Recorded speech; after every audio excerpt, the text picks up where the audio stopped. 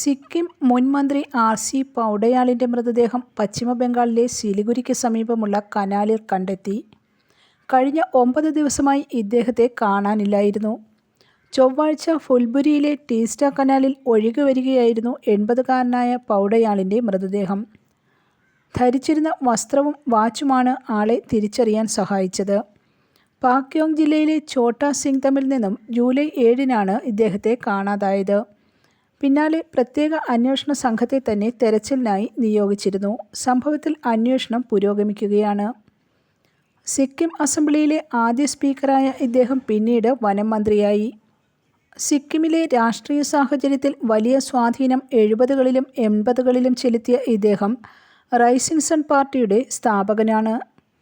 News desk press Malayalam.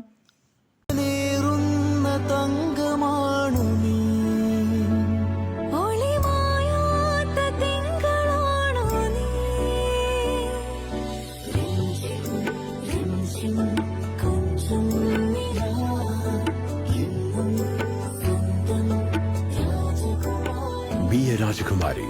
Rajakumari Gold and Diamonds. The trust of Travancore. Rajakumari.